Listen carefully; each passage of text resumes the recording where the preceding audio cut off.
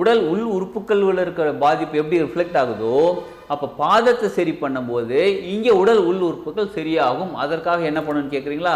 First சொன்னோம் பாருங்கள், தேங்காய் எண்ணெய் ஒரு 100 ml 50 ml ரெண்டுத்தையும் சேர்த்து, ஆலிவ் ஆயில் ரெண்டுத்தையும் சேர்த்து கலந்து வச்சுக்கிட்டு, ஆயில் இருக்குது பாருங்கள், கால் நல்லா தொடச்சிக்கோங்க. தொடச்சிக்கிட்டு இந்த ஆயில் இருக்குது பார்த்தீங்களா, ரெண்டுத்தையும் கலந்து வச்சுருக்கீங்க பாருங்கள், ஒரு 5 ட்ராப் 10 ட்ராப் ஆயில் எடுத்துக்கோங்க. 10 ட்ராப் எடுத்து ஃபஸ்ட்டு மசாஜ் விட்டு லைட்டாக பண்ணுங்கள், காலில் தடவிட்டு. அதுக்கப்புறமா ஒரு பாயிண்ட்டாக இப்படி அமுக்கி விடுங்க. இப்படி கை, இதுதான் கால்னு வச்சுக்கோங்க, கை காமிக்கிறேன். இப்படி மெதுவாக அமுக்கி விடுங்க. 2 கட்டவரில் வச்சு மெதுவாக அமுக்கி விடுங்க. அமுக்கி விட்டுட்டு மெதுவாக மேலேருந்து கீழ் நோக்கி சாஃப்டாக ஜென்டிலாக அப்படியே தடவி கொடுங்க.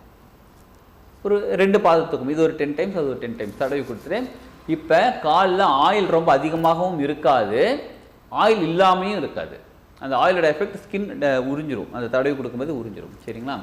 இதை பண்ணிவிட்டு அடுத்தது, அந்த காலத்தில் பார்த்தீங்கன்னா நாய் கடிச்சுன்னு வச்சுக்கோங்களேன், தொப்புளை சுற்றி 32 ஊசி போடணும், 36 ஊசி போடணும்னு சொல்லுவாங்க. அது ஏன் தொப்புளை சுற்றி போடணும்? கைகளை போடலாம், அங்கே போடலாம், இங்கே போடலாம், ஏன் தொப்புளை சுற்றி போடணும்?